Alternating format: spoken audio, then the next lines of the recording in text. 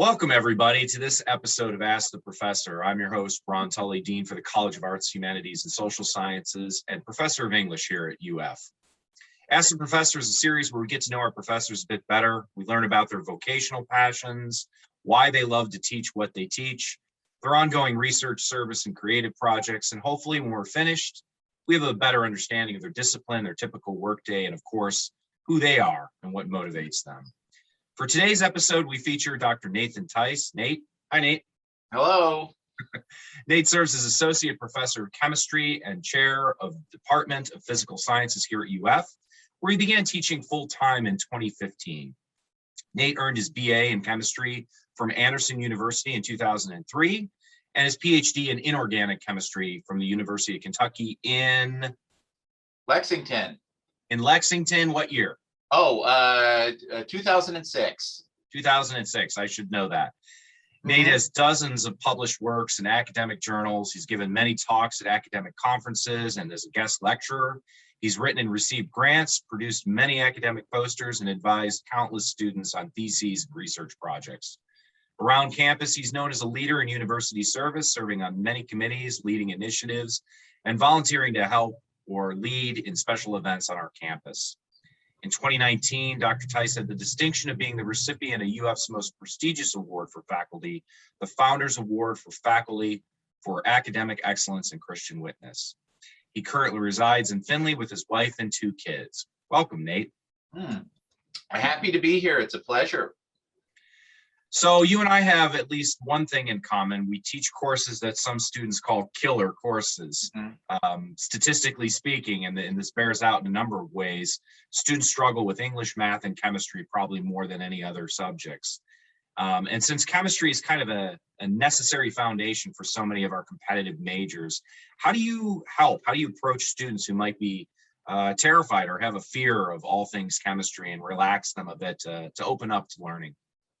Well, I kind of feel like part of the strategy is a little bit more in your area, in your college. You sort of think about the things that are going to allow students to interact, to allow students to get a little bit more outside their shell. So I've learned a lot, again, from your faculty and from the College of Education. You try to build community. You get people communicating with each other. I like to play music. Music is a really big part of my life. So usually I have some interesting music or strange music going or fun music. I actually had lab last night and a student came in and said, "Oh, I like this, I really like this music." I said, "Oh, you like Pink Floyd?" She's like, "No, I don't know who this is, but I like the fact that there's music on." I said, "Ooh." So I might be dating myself a little bit here. But yeah, it's some of it is building the rapport and getting the students to be comfortable even before the classes start, setting the tone, setting the atmosphere. Getting students into group work and talking with each other is one of those things too. Even with COVID, and everyone wearing a mask in class, you can still do those things, right? So I just say, all right, everyone put your phone down. Right now, you're going to have to turn slightly to someone to your left, your right, and actually talk to them. I remember having a student, it's like icebreakers. You would do that in the beginning of class. And I said, all right, find someone around you, introduce them yourself, then say, like, what's your major and where are you from? And one of the students said, well, how am I supposed to know what their major is? I'm like, well, you talk to them.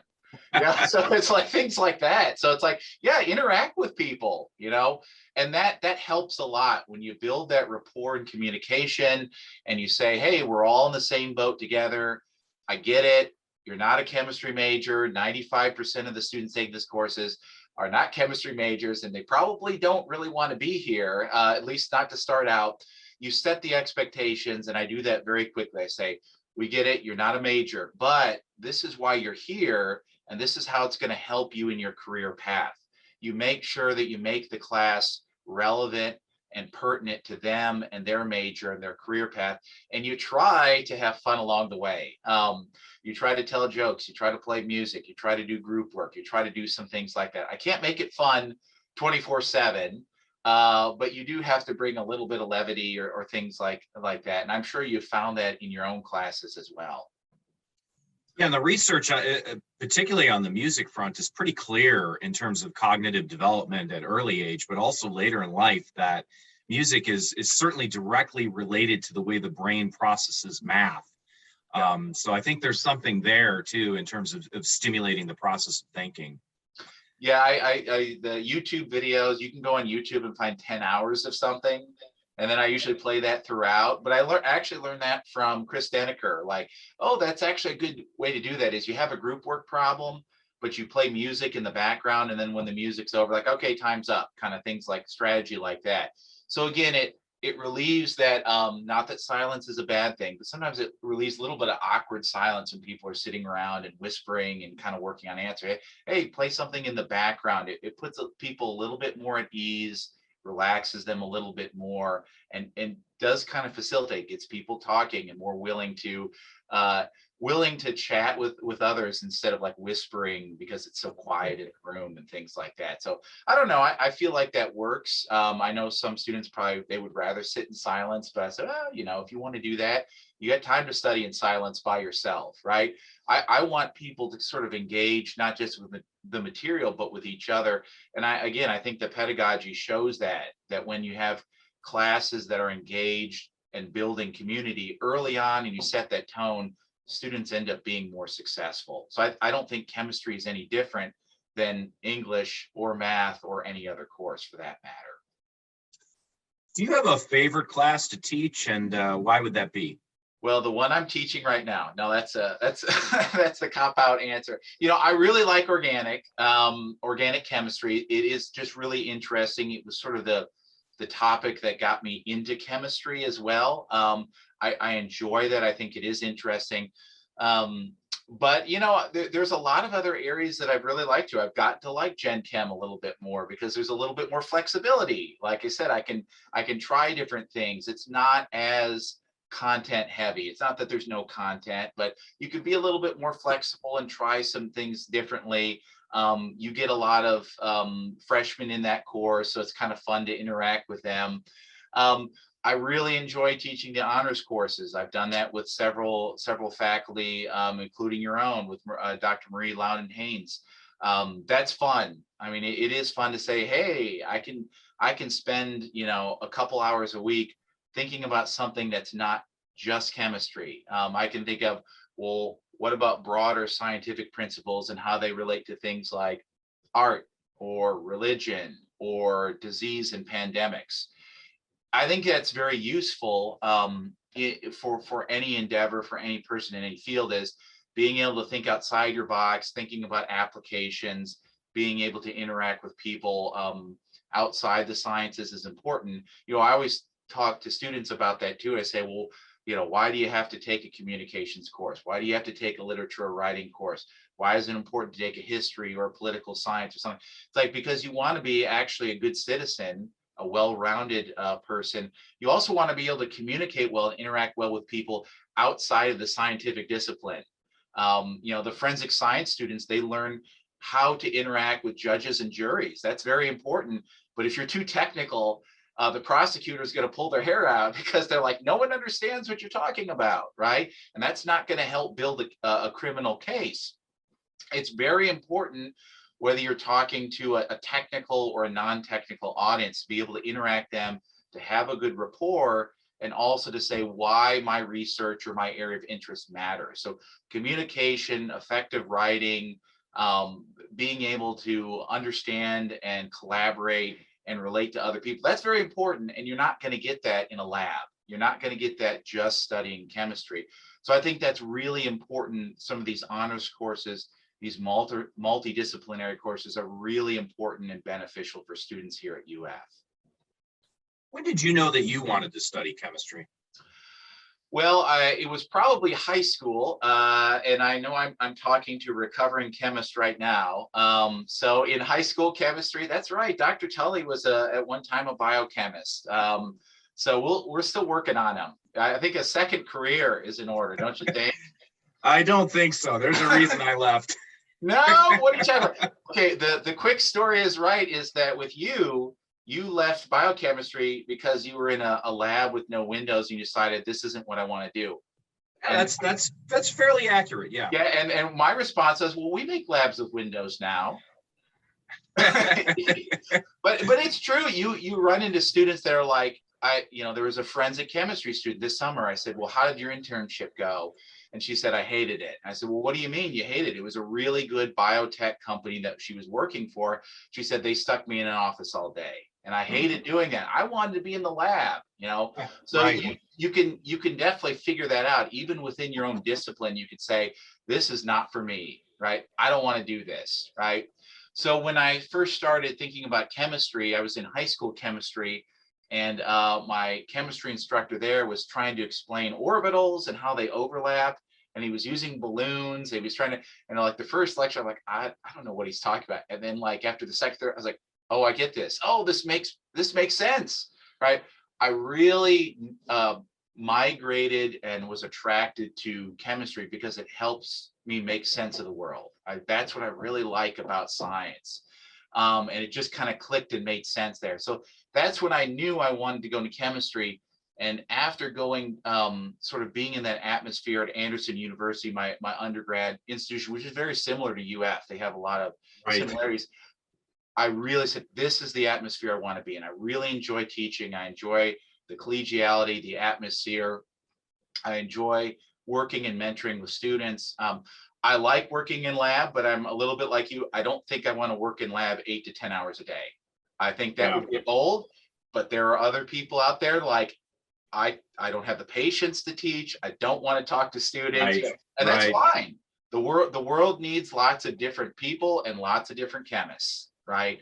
Teaching is not for everyone, and we actually need people that would actually go in and work in the lab 16, 18 hours a day. Think about all the people developing COVID vaccines and COVID tests. And you need people in the lab working around the clock, not people in the classroom teaching. So that's great that we have that experience, but that's just part of it, is students have to figure that out for themselves. What's the right role and what's the right atmosphere I could see myself in? Well, and again, this is about you, not about me, but since you brought that up, I think also this is kudos to you and the folks here at UF, because I think we do a good job of that. I did not have good advising. In fact, I had no advising. Okay. that goes a long way when you're there to coach students, because I was naive. I didn't know what I didn't know. And I had kind of conceptualized myself at a very early age as, I'm going to be a scientist. Like when I was 4 and 5, I was telling people that. So I had it set up in my mind, like a lot of our students do sometimes, this is the thing that I will do. And that can be kind of a dangerous thing for a young mind, because then you don't know what options B, C, D are. And that's where the advising, I think, comes in. And we do that well here. You do that well. I would say that too, is that students need, they need guidance, but they also need a room to try things. And I don't know if fail is the right word, but just say, oh, this isn't the right fit. I had a student who took an internship a couple different places. She took an internship at an Air Force base and military lab, and realized that was not for her because her supervisor was former military, and there's a certain way they do things, and it's not right or wrong, but it's just, this is the way they do things. This is how the lab works. And that was not the fit for her. Right. And so students just have to kind of figure that out. And we have to also tell students, don't be afraid to try things and it not work out. This is the time that you should be trying things and have it not work out. Go do an internship, go try a job for a summer somewhere else, try something new, and just say, do I like this or don't I like this? And it's like, if you don't like it or it's not a good fit, it's not a big deal. You don't want to go down the pathway of 5 to 10 years in some career pathway after you graduate and realize I made a terrible mistake. So thus, you don't want to be sitting in a biochemistry lab and say, I've made a terrible mistake with my life. I'm unhappy and I don't want to do that. We tell that to students all the time. There's lots of students that start out as chemistry majors here, and after a year or two, like, And I said, okay, great. Okay, what do you want to do? What's a better fit? Let's find a landing spot. Yeah, that's right. And I say, immediately I send every student to Dr. Tulley's office, and I say, I've got the perfect fit for you. But yeah, we have students that go into education. We have students that go into pre-law. We've had students that just switch to a different sciences. They go into biology, or they go into pharmacy or something like that. Sometimes the students say, I think I want to be a chemist, but they don't really know. And then they try it out for a year or two and they say, this isn't for me. Great, let's find you the right landing spot. It's not, being an advisor isn't about figuring out how do we fit you into chemistry. It's like, how do we develop you and find the right spot for you, so you're going to find your calling and your career path once you leave UF. Definitely a benefit of being at a teaching institution that puts that first. I do think at R1s, it can be a little more competitive. And for the audience listening, in R1 is a top research school. Yeah, and it can be a little more territorial. Where here, I think our focus is, as you pointed out, holistically on the student as an oiler. We want you to succeed where your best fit is. Yeah. And I'd love more people to be, your best fit is chemistry, but that's part of my job, to recruit more chemistry majors. Absolutely. But that's not ultimately the goal. The goal is to have students that are meaningful lives and productive careers. And I don't want millions of chemists walking around, right? We don't need millions of chemists. We need millions of other people too. But to find the right individuals, the right students, that's their calling and that's the fit for them, train them up and get them ready for their career in chemistry. So I asked you when you decided you wanted to study chemistry. When did you decide that you wanted to be a teacher, a professor? Well, I would say definitely in Anderson, my undergrad institution. I had really good advising. Unfortunately, unlike yourself, I actually had good advising. Anderson had a pretty small program, but they had really good faculty. They invested and they cared, and that comes out, right? Students can tell when you care, when you want them to be successful, when you're interested in them. And I had faculty that did that. I really liked my faculty. My advisor is Dr. Chad Wallace. He's still there. He's now the dean of their College of School of Sciences and Engineering. And I liked, the lifestyle. I liked some of the freedom. You get to pursue your own research. Fortunately, sometimes people don't like that and don't want to fund it. But so money is always an issue. But I liked the ability to go out and work on your own ideas and think about your own processes and develop your own curriculum and grow and develop and things like that. So I enjoyed the freedom and the process that academia offers. And I feel that same way with UF, and I'm sure you feel the same way too, is UF gives you that freedom, and you can kind of, there certainly are minimums, right? You have to teach your classes, things like that. But there's a lot of freedom here to say, hey, if you want to try something new, go for it. We'll support you. You want to teach an honors class? Great. You've got a new research project idea. Sure. Let's, tell us what you're interested in and let's do it. I think that UF gives you that platform and that framework to do it. But ultimately, you have to do it, right? No one's going to be standing over your shoulder saying, well, why don't you have results for me? Or why did this work out? You're learning to be not only an innovator and an educator, but sort of a self-manager. And I think that the effective faculty, you probably see that in your own college, they're very good at that. They're driven, they're focused, they know how to manage. Not that they don't need support or they don't look for support, but they're kind of innovating and they're trying new things. And those are the things that I really appreciate and like to incorporate in kind of my own style as well. So I saw that at Anderson, I see that at UF, and that kind of hooked me on academia and really wanting to teach. Yeah, I think that's good advice for any students considering a career path as a professor too, is, I agree, the autonomy is absolutely wonderful, but there is, on the other side, I think you hinted at this, you have to be a bit of a self-starter. You have to be good at time management and organization, because there is a lot of so-called unstructured time that you have to define how you want to use. And that's a great problem to have. Most jobs have the opposite problem, right? Yeah. You've really seen that, I think, with the pandemic, reconceptualizing how we approach time at work. And I think that will continue specifically for our students now. They're going to inherit a work world that's probably very different than ours. Yeah. So you might actually see more flexibility outside of academe, which already kind of had it. Well, I'd agree with that too. I think that there is a perception that when you're teaching, you're in academia, that it's like, you have, you can do whatever you want. I said, well, actually, not really. You have opportunities and flexibility to pursue things like, for example, research projects or collaborations or new classes.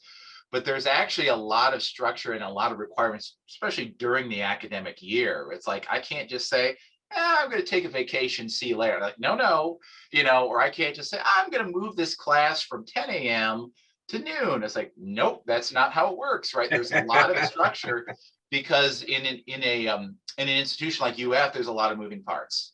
And Sure. I think people, if they don't know that now, they figure it out when they, for example, try to change their major or try to change their requirements for a course or something.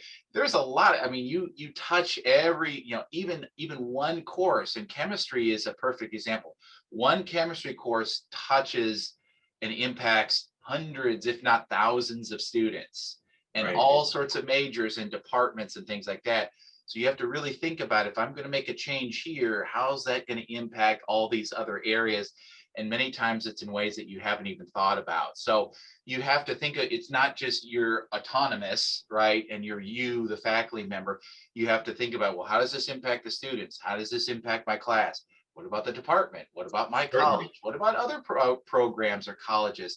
There's a lot to think about. And I think that maybe you see that perspective a little bit more when you maybe move from just a faculty member to a chair.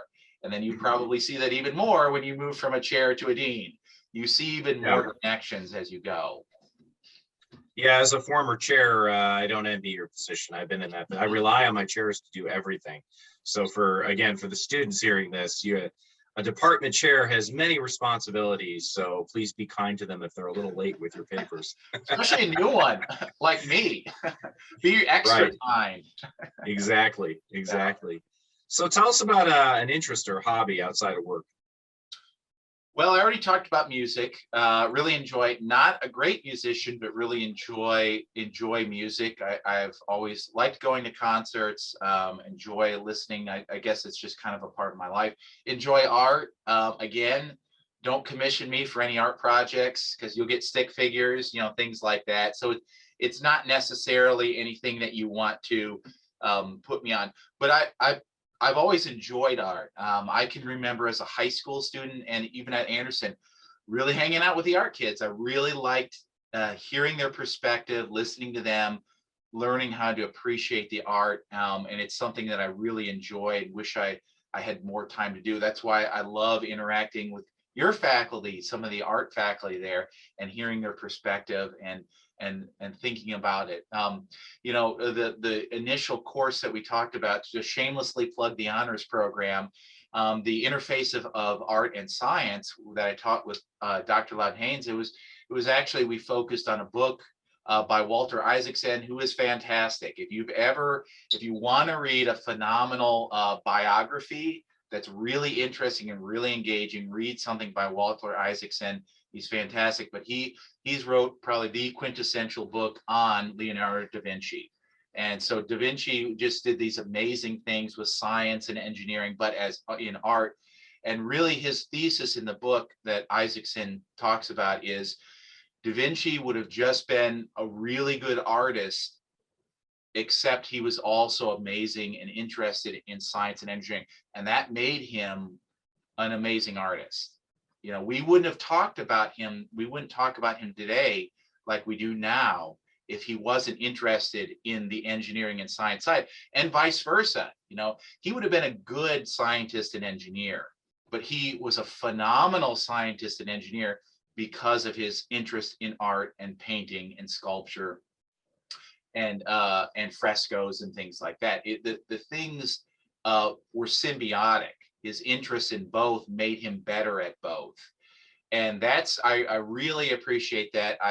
I understand I'm a scientist myself. I know that the science majors out there, you're watching this, you have a lot of required material, a lot of required programs, but don't get so narrowly focused as I only need to take science. I only need to take the things that are in my field, because things like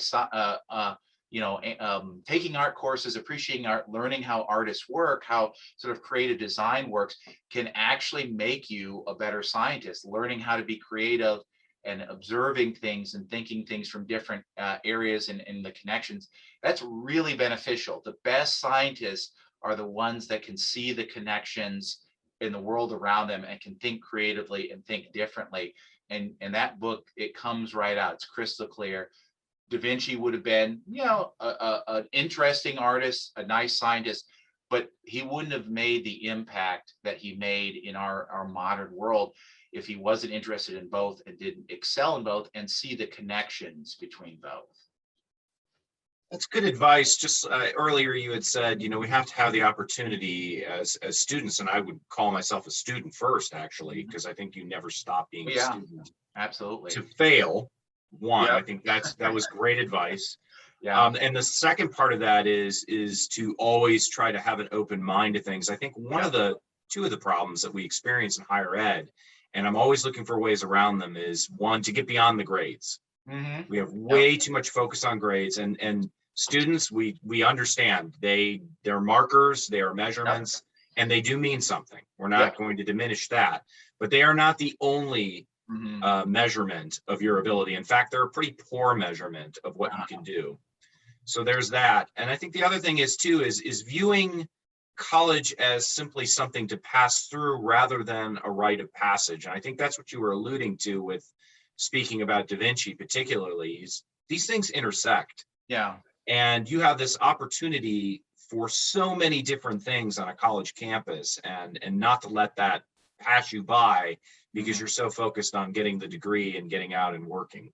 You're right. It is very hard to see the difference, that I guess the forest between from the trees. You can get kind of caught up in basically, I've got to get my grades done. I've got to get this class through. I've got to do this. It's very, very similar in our daily lives too, right? I've got these deadlines. I've got to do this. I've got to do that.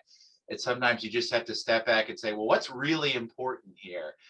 Is it that I have to get through X amount of material by this day, or making sure that students see the connections and really understand what's going on and building that connection? And I agree too. Colleges, you talked about college as an experience. That's definitely true.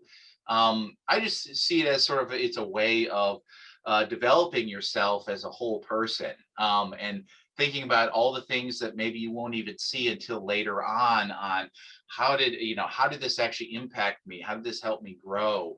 How did this actually find out who I am as a person? I think about my freshman year at Anderson versus when I graduated. I was very different, learning who I was and leaving home for the first time and things like that.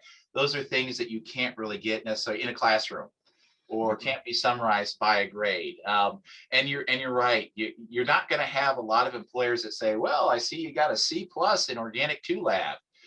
They're probably not going to check that. I get it. They're going to probably look at your GPA and things like that, and that you have a certain number of courses. But ultimately, even in the sciences, they're looking for knowledge. They're looking for skill sets. They're looking for your abilities to critically think, and solve problems.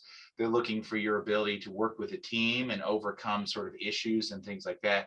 Those are the sorts of things. And I really start with that day one with like my chemistry classes. So I'll say with the Gen Chem, I'll say, all right, so where are my animal science people? And there's a lot of hands that raise because you get a lot of animal science people.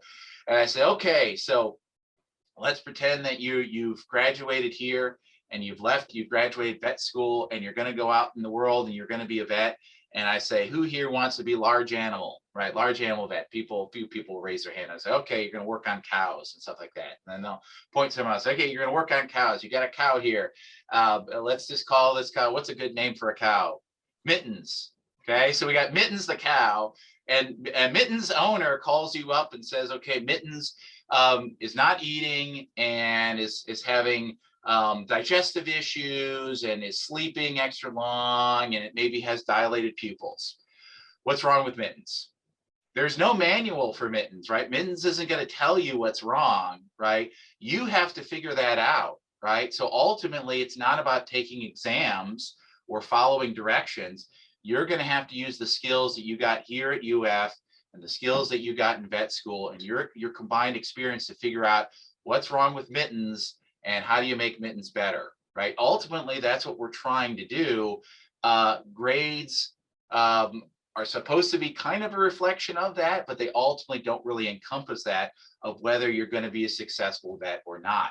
So be thinking about that, as ultimately what we're trying to do is to get you to be an effective vet or an effective biologist or chemist or an effective ESOH professional or something like that.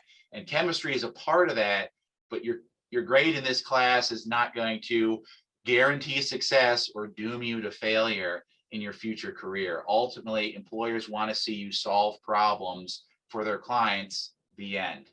That's all it boils down to. I would draw an analogy, and it, on the surface, it seems very disparate, but I think it's actually a connection there. Language. I think part of the way we learn language is all wrong in the US because it's so much about books, grammar, interaction in the classroom. But the real praxis comes, as you're pointing out, is when you're doing these things, right? And we're at a disadvantage here. We know that it's not Europe, it's not Asia, where you could go 80 miles here or there and get a different language and be forced to use that language in a real situation. And that's when the learning really begins. You can start it in the classroom, but if you're not actively practicing it with native speakers, you're never going to get to that proficiency level that you really need. So, yeah, the language, the connection is really good, because I usually tell students that organic chemistry, you probably remember taking that at one time. Wouldn't you say that organic chemistry is like a foreign language? Absolutely. Yep. And so I tell students who are getting frustrated, or they took an exam and things aren't going well, they're finding it to be hard. I said, okay, here's our other scenario. Let's put you in an airplane and drop you in the middle of Paris, France. And there's not a single English speaker, although they know English, they just don't want to, they don't want to say it. But right. I had a French roommate in grad school, like, oh, they all know English, they just don't want to. So, but you drop them in the middle of Paris, and you have no French background and no one speaks English. How well do you think it would go? Well, not well. I said, well, organic chemistry is the same way, right? You can't just sit on the sidelines and watch other people do it, or just read it in a book and then expect to be proficient or fluent in organic chemistry. You've got to practice and work it and talk with it and get out the paper and pencil and really kind of immerse yourself in it. It's very much like a form. And then you start talking to people about it and use the language and things like that. That's kind of how it goes. You've got to practice and kind of immerse yourself. So very much a foreign language. I think when students get that, they say, oh, okay. And then it kind of turns a corner. They may never be great at it. Just like learning French, they may never be great at it, but you can at least be somewhat proficient or enough to get by. Yeah, and make mistakes again and have a sense of humor about it. Yeah, absolutely. You're a person of faith. How does that inform what you do? Well, it's definitely very interesting. I know we had a recent speaker on campus for the Freed Lecture Series, which is a Christian contemporary lecture series they have on campus. Dr. Deborah Harasma was the speaker here, and she is a physicist or studying planetary systems, large astronomical systems here, and she's also a person of faith as well. And so I definitely relate to her. She talked a lot about evolution, but a lot of it was more of a broadly speaking understanding or feeling of, are faith and science mutually exclusive? Are they in conflict with each other? And I've never felt that way. I think she made an excellent point of basically saying that sort of scriptural texts, the Bible, are just God's word, and using God's word to describe his creation. And then we sort of have the works of God, and that is creation itself, the universe. And really the word and the works are both sort of describing the creator and pointing back to God. And I've always felt that way. I don't feel like, whether you believe in a literal 6-day creation or whether you're an evolutionary biologist, again, you're still kind of pointing back to the creator. So I always view myself as sort of a scientist that's kind of looking at, let's try to understand the work of God. And in doing so, we understand God a little bit more, even though that's a very hard aspect to do that. I do think we need more persons of faith in science. There certainly are some, But those are individuals that we're going to kind of focus more on our next honors program course, actually, with Dr. Loudon Haynes and Dr. Bill Rice, who is on the board of trustees here at UF. He's a former senior pastor of College First Church of God. So that's a lot. There's a lot of interest in that as well, about thinking about how can faith and science not be mutually exclusive, but actually mutually beneficial.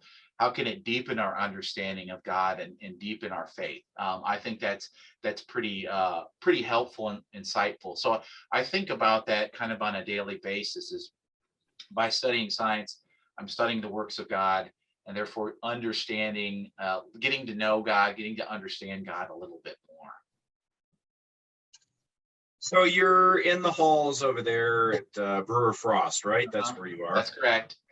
And you're going down a hall, and there's some students, and they're saying some wonderful things about you. What are they saying? Are they really? They don't say that to my face. Okay, so some of the greatest compliments I've heard, it might have been actually to my face. Some of it was on student evaluations, which are pretty fun to read sometimes. And it was something effective. He made organic chemistry not terrible. it was things like that. And I'm like, sold. That is a great compliment. That is quite a compliment. If you can at least take a course that the students say, this isn't for me. I don't want to be taking this. I'm only taking this because it's required. It's like he made it bearable. Or he were able to understand the material, even appreciate it. Usually it's a tough sell until you get to biochemistry. And then you finally get to things like, oh, I see the connections to my major. Because by then you have the biologists and you have the pharmacists and you have the pre-vet majors. And they're like, oh, so this is how this, oh, okay, I got it. So a lot of it is like, well, stick with us. You're going to get there. It's going to apply to your major, but you need organic chemistry first to understand this stuff. So I kind of like to say is I'm handing the baton off to Dr. Fry or Dr. Emmert, and they're going to get all the credit, right? They're going to get the cheering and like, hey, I get this now. I do get a lot of students that say, I like biochemistry a lot better. And I say, I'm not surprised. That's absolutely, because it's very much in your face. This is applied to your field. In organic chemistry, we try, but it's a lot more foundational, a lot more of getting you there to that sort of application. But some of the most fun, but I mean, in all seriousness, students that will say things like, yeah, I enjoyed his class. He seemed like he cared about, my success. He worked with me and things like that. So those are the things I like. If nothing else, if I can't be someone, it can't be, making sure that someone becomes a chemistry major. That's the passion of their life. They're acing every exam. It's more about, yeah, I gained a good understanding or appreciation. And he showed he cared. And organic chemistry wasn't terrible. It was bearable. Things like that. I once had, and this was years ago when I was teaching comp, and it was at UF. I had a comment that just said, he doesn't suck. Well, maybe we can make a T-shirt for that, right? And have you wear around campus. Yeah, it wasn't terrible. Yeah. So yeah, that's not bad. Yeah, not bad, but it is nice. It actually is a nice. I do appreciate if a student comes back and asks for a letter of recommendation, and I do actually get that pretty frequently. Some of it is, I think, that they know that the grade in organic chemistry means a lot because it doesn't come easy, right? When they're going to vet school or med school or graduate school. But it does show that, and I respect this person. I respect his opinion. I think he knows my abilities, and he can actually communicate that well to others. So I do like doing that, because I said, well, I think you made a little bit of a difference in this individual's life. And, sometimes students, you leave, you never see him again, or you just see him passing in the hallway. But it is nice to have that extra little input on them to say, hey, let's see if we can get you to the next step or the next level in your career. So that's satisfying. Yeah, it's sort of when someone asks you for a letter of recommendation, it's sort of a left-handed compliment, because, hey, yeah, I really like you. Here, now do this work for me. Yeah, that's right. I'm sure you get that even more in your current job. Yeah, I get a lot, but it's for faculty more than students. I don't get as many students anymore. But seriously, it is. You're right. All kidding aside, it's an honor to be able to do Yeah, that for somebody that you connected with. sure. So keep walking down that hall, and you turn a corner, and yeah, they're not saying such nice things. What are they saying now? Oh, well, they get real quiet.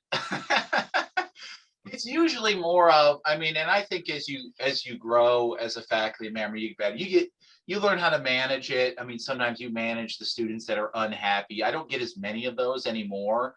Or you just learn to say, they're not upset at you, they're just upset at you as the instructor or the course or things like that. And we kind of get that, we understand that. And you still get some negative evaluations and things like that. I would say that said, yeah, maybe um uh when he teaches, it's a little bit too over your head, or I didn't understand this, or we went too fast in a material, or I wish we had more time. Some of it was, I don't like doing things over Zoom, which I don't know if anyone does. That was, during COVID years. It's like, I can only impact or do so much. But, there's some things that are like that are like, oh, okay, things that you can change and things that you can't. I definitely appreciated the critique and the criticism. Some of them were valid, learning how to manage expectations in class, learning to make sure that you're going out of your way to say, um, showing that you care about the students and their success. I think probably early in my career, I erred on the side of, well, I want to be unbiased and I want to be showing that I'm fair and being neutral, but neutral too far can almost be like disinterested. And so I kind of learned to balance that a little bit more, to say, hey, I care. I want to see you being successful. But remember that a lot of this is kind of up to you too. Now let's kind of think about what are some things that you can do differently, and you can strategize and do some things differently for that. So we can be fair, we can be unbiased, but we can also show that we care and we want to see the students succeed. So I think I've done a better job of that than maybe earlier in my career. And I saw that earlier in my career based upon some of the critiques that I had. So Someone's knocking at your door. yeah, that's all right. They can come back. All right. That happens with faculty members and even deans, I hear. It does. Yeah. I usually try to, I'm fortunate that my AA's office is in front of mine. So, yeah. So they're the first line of defense. Right. It provides a little interference there, as I like to say. Sure. I'm on campus. I'm a student. Give me your 30-second elevator speech. Well, in terms of UF, you're at a fantastic place. You have faculty that care, you have great advisors, you have research opportunities, experiential learning, and we give you the skills that help you succeed and give you an advantage over other students. In terms of chemistry, we've got a great program with awesome faculty, small class sizes, and again, instrumentation, research opportunities that are going to help you succeed in med school, vet school, grad school, or in industry. You won't have a problem finding a career or getting a job. Well done, sir. Yep. With time to spare. Oh, great. Yeah. Well, with the 30 seconds. Okay, great. Where's the program going in the future? Where would you like to see it go in the future? Well, I don't think it's a secret, so nothing's official, but we've kind of already talked about this to admissions and talked about this at the department level. We're very interested in and started the initial workings of a biochemistry major, right up your alley, your initial love, I know. So I'm sure this will win your full support for that. But there's a lot of interest in that. A lot of programs our size have a biochemistry major. And it just makes a lot of sense based upon the students that we actually get in our area. A lot of the students that we attract to UF are life sciences and pharmacy and thinking about pre-med. And so there's a big emphasis on sort of those interdisciplinary areas that kind of hug both chemistry and biology. They're kind of a foot in both of those worlds. And so I think there's a lot of interest. We don't, I tell people, we don't have a college of engineering, so we don't get a lot of people that are really math heavy, and the chemistry degree is pretty math heavy. So there's a little bit less in terms of math in a biochemistry, obviously more biology, And that plays to our strengths. We have a very strong biology department here. We get a lot of those types of students that are interested in life sciences. So I think that's where we're going. And I think that has a lot of potential in bringing in additional students. Well, I think we'll wrap things up here. Thank you, Sure. Dr. Tice, for joining us today on this episode of Ask the Professor. I could say this, I always like to close with a positive with my interviewees, my subjects. Mhm. And, you know, I know you've been here full time for 6 Mhm. years. I think you adjuncted a year before Yep. that. You've made a huge impact already, and it's felt around campus. I think there's students probably don't understand our awards, but to get the Founders Award being here 6 years, and you got it, what, your 4th year? That's pretty Yeah. impressive. Yeah. And that means something. You're making a name for yourself with the students and with the faculty here, and really kind of carrying on the legacy of what it is we do at UF. So thank you. I appreciate that. Thank you very much. If you'd like to follow up with Dr. Tice, probably the easiest way to get a hold of him is tice@finley.edu. That's TICE@finley.edu. And if you like what you've seen here today, follow us on UFTV. You can either just go to UFTV through YouTube. You can do a search through search bar at the Finley website. Either way will get you there. Definitely like and or subscribe to UFTV, where you can see all the episodes of Ask the Professor. Thank you for joining us. See you next time.